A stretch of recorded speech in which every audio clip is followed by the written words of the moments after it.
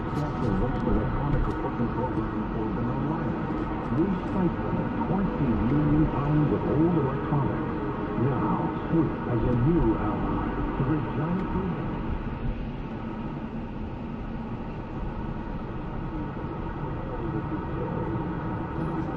Have you ever prepared for grandparents at a met, in a bar, at work, through friends? In a way, it's like saying we are in a room full of people and we made a wonderful connection. Well, today at Cupid.com, we have the same room full of people, only there's a much better chance that you make that wonderful connection.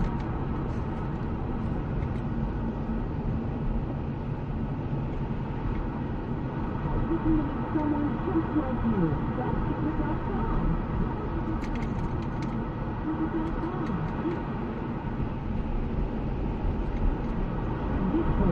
All that Cupid.com has to offer: a secure email system, privacy,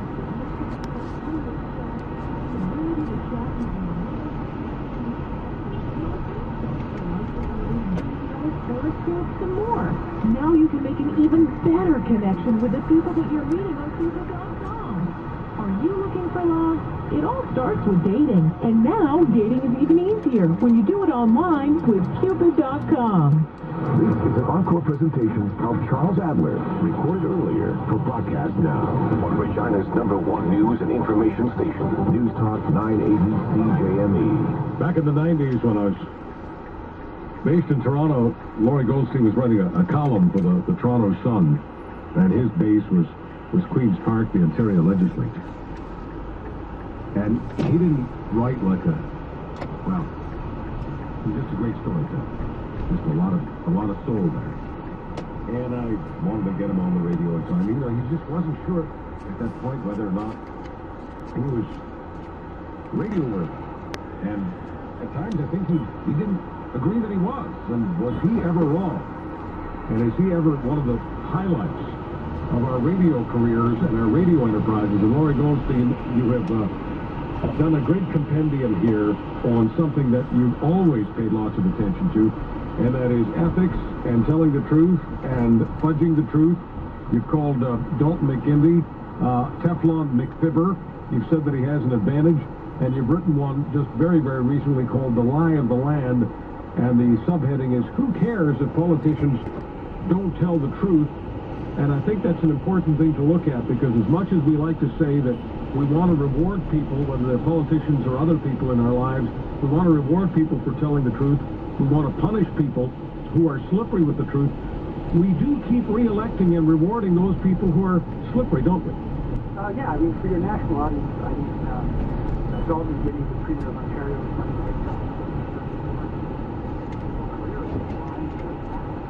every election, he says he's not going to raise taxes. And then he does. In 2003, he wouldn't raise taxes. He flipped up the taxpayers' credit. And he got in one of the biggest one-day grabs in history, $2.6 billion. Back in 2007, I won't raise your taxes. And he brings in a harmonized sales tax. It's basically with an 8% tax increase to hundreds of business services. And then these things called eco-fees. So that's eco-fees. And now he says, now when he's asked in this election, are you going to, it's almost become this joke. He's asked, are you going to raise taxes, Speaker? And he goes, no. But the media, knowing what he's like on this, goes, no. Say the sentence. I will not raise taxes. He won't do it. Well, obviously the reason he won't do it is he knows he's going to raise taxes. Well, what difference does it make? I mean, I can ask any pathological liar, hey, Jack, are you going to keep telling me lies? And Jack, the pathological liar, will say, no, I never tell a lie. He doesn't want a 20-second clip this time, because a 20-second clip from the first election is killing him. Where he's actually quoted saying, I won't raise your taxes.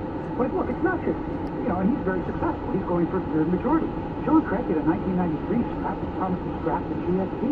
Remember? Then he said he didn't say it. Well, he did say it. John Nunzi had to quit the party because he said it. Sheila Cox had to run again in Hamilton where they re-elected her. But he said he was going to scrap the GST, right? He's lying there because it's 1993. And it was in the book. It was in that bloody one of the red book. Yeah. The book was a little more vague that it was going to... because it was written by lawyers. Replace it with a fair tax. But out on the hustings on many radio stations, and everybody had the quote. You said scrap it. You said we hate the tax. We'll kill it. You said scrap it. Didn't do it. Got elected 2 more majorities. I mean, three straight majorities. Stephen Harper, let's not be harsh. Stephen Harper promised to scrap income trust in the 2006 election. Said he'd never do it. He'd never allow what the other parties were planning to do to seniors. After the election, taxes income trust, wins another minority in 2008, 2011 wins his majority. So all I'm saying here is that if we say that, it's exactly what you said. If we say we want to reward politicians who tell the truth and punish those who don't, what's happening? Now, I think part of what's happening, and I talked to a couple pollsters about it, Leger Marketing and Abacus, two very good pollsters, is that, you know, they do surveys all the time on where does the public hold various people in terms of esteem, professions. And as you know, politicians are right down at the bottom of the pile with used car salesmen, lawyers, and often journalists. And so what they're saying happens is that, well, the public's already sort of gone through all this and strained it out in their brains. Their attitude, look, they all lie. So I'm not gonna base my thing on which one I think is going to tell the truth. They're all lying to me. So they look at other factors. They look at likability. They look at, well, which guy's the most competent, or which woman is the most competent, and they sort of decide on basis other than truthfulness. But what a savage indictment of our system. And it's why, Charles, I think that's why voter participation is heading down to eventually below half the public. I don't disagree with you, and I also agree that much of the motivation for voting is negative, even though people won't say it this way on camera and on microphone. Inside their psyches, they're saying, okay, I'm suspicious of all these bandits. Which one is going to screw me the most? Okay, who is likely to put the blocks to the guy who's going to screw me the most? And that's who I'll vote for, and I think that's why negative ads are almost always successful. Yeah, I mean, this, in this election, well, in Ontario, it's fear all the time. It's the Tories saying the Liberals are going to tax you in oblivion, and it's the Liberals saying to the Tories, oh, they're going to close the hospitals and schools. There's no vision. There's nobody saying, you know, let's try and work together. There's nothing like that. The other problem I find for the media is, to me, really, what's the I mean, we have to do it, of course, but what's the purpose of delving into the platforms? What's the purpose? I mean, it's all gibberish, and they're just lying about the biggest stuff anyway. So I mean, we all take it very seriously. It's this ritual. They drop the lid and they come. Where's your platform? Oh, here's my platform, and it's 45 pages of BS. Half of it, well, 3/4 of it is motherhood crap that everybody doesn't. And then on the big one, I won't raise your taxes. They break their promise. So I mean, what's the point of this ritual? By the way, let's talk a little bit. I know this is a bit of the sausage making, but what the hey, I want to do that anyway. When they decide to put certain promises together and campaign on them, the platform is very lengthy, but you know the commercials generally emphasize 2 or 3 things, and the set speeches emphasize 2 or 3 points, and that's the way it's done. What are those 2 or 3 points based on? I mean, talk to me a little bit, Laurie Goldstein, about targeting, because this is no different than marketing any other brand. You're looking for certain customers, you think you've got a shot at certain customers, and so you're manicuring your message to those customers, are you not? Yeah, well, I'll give you an example. I mean, in Ontario, Mike Harris in 1995 took his party from 3rd place to 1st. 2 messages. He had the common sense revolution, but it was basically 2 messages. I'm going to lower your provincial income tax by 20%. I'm going to crack down on, I'm going to create workfare instead of welfare. That was it. People got it. Here, in a lot of these elections now, it's much more flabby, really. I mean, because on the big issues, they're all the same. I mean, you know, people scream about Harper being this monster, yada, yada, yada, and he's belligerent. And well, look at, you know, if you look at his policies compared at least to the Liberals in the last election, they weren't all that different. And it's the same thing in our election. I'm sure it's the same thing in elections across the country. So what do you target? You target what you believe is your core. And I guess the Conservatives and Liberals and NDP all think they have a slightly different core. But really, what is every NDP campaign but we're going to tax the rich and screw them and make life better for everybody? Right? That's their thing. Every NDP campaign is all about the corporations have everything that you're supposed to have. They've stolen from you, and we're going to take it back. Yeah, it's the politics of class envy and class war. Sure, I mean, I'm not saying, and the Conservatives are basically, if you let those crazy Liberals in, you know, they'll overrun the country with foreign criminals, and we got to, you know, and they'll spend money like thing, and then the Liberals will say, until it's Tories, and they're going to close all the hospitals and choke society. I mean, in so many ways, that's all we get now. And but we all know that none of that's going to happen. You know, I mean, between liberals and conservatives for the last, since I was a kid in Canada, have either of them fundamentally changed? I don't even know if the labels mean anything anymore. They feel like the biggest lies of all. I mean, you've got the biggest spending government in Canada per capita is the Alberta government. Yeah. They call themselves conservative. Is that not a joke? Well, the biggest problem for all conservative governments is they're good at cutting taxes, but they're not good at cutting spending. And eventually that will come through. And that's what happens over and over again. They're good on the tax cutting part, but they don't cut their expenses. And so, you know, trouble comes. I mean, trouble comes eventually when you don't stay there. Like, the whole idea of cutting taxes is to cut government expenditure first. You need less money. Run the system efficiently, you give it back the money that you took from us that you don't need anymore because you've actually got the place running efficiently. But they always give us the tax cut first, but then they don't, you know, and it's too hard for two, for instance. They don't, and with two, like, well, no, Trudeau got us into that, started to get into that. But the problem is, if I have one critical conservative government, that they don't cut spending. No, they don't. I mean, Harper's spending more than 30% more than, you know, what he was 5 years ago. Yeah. So obviously, when you're talking about small C conservatives, yeah, I'm sorry, go ahead. No, look at Harper's spending. I mean, they keep spending more, more and more.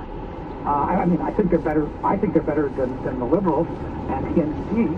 But we're dealing with, you know, the world as it is. Yeah, no, it's all relative. But I mean, the takeaway is that our standards for truth have really dropped down to our ankles, haven't they? Well, I don't think our standards have it but our expectations of them. Yeah, no. Dropped. Yeah, I think Dave Schultz actually said it's not that we want them to lie to us. Yeah. It's that when they do, they meet our low expectations. Yeah. And so there you go. It's like having a whore in your life cheating on you. Or something like that. Or something like that. Lori, thank you. That's Lori Goldstein.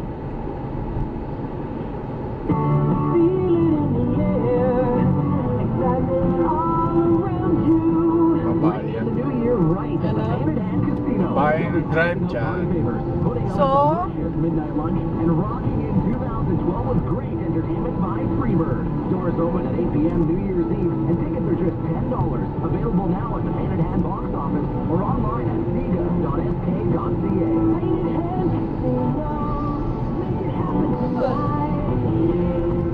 Now playing at the Globe Theater near you, the family-friendly production of Robin Hood. This fun, action-packed adventure has sword fights, young love, and arrows flying through the air. You'll feel like you're part of the action in this round theater. Some performances are already sold Mag-umaga out ka pa rin with bukas? Globe Theater box office now. The guarantee Ha? to see 4 or 5 tickets at Globe. Okay, kasi sasamahan ko si Lupe doon sa insurance. ako? Day off ka bukas, di ba? Ikaw din, di ba? Yeah, sasamahan ko nga siya. Ah, okay. Akala ko eh. Akala ko ako Kasi kailangan sa pasasamahin Mazda mo ipa-repair yun. Hindi. Bibili ba tayo ng food? Hindi ko alam, mag-decide ka. Tingnan mo muna sa bahay kung sinong tao. Nasaan na yung radyo? Ayaw ko nang lumabas ng Nasaan na yung radyo? radyo. Telepono mo. Walang balay. Oh. Dadaan naman tayo doon. Saan? Bahay, di ba? Dadaan ba tayo? Ewan ko kung anong decision. Tawagan mo si Eros. Dial ko yung number. 596. Ano? 501. 3283.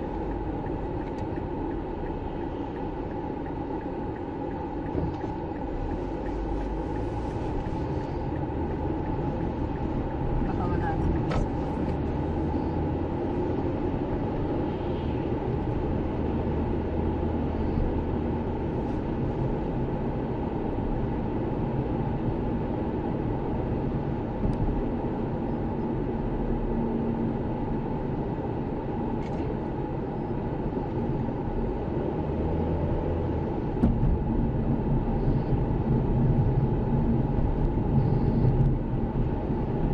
Wala. Andun, no? Hindi ba siya yun? O hinatid siguro si Sander. Ha? Andun. Siya ba yun? Oo.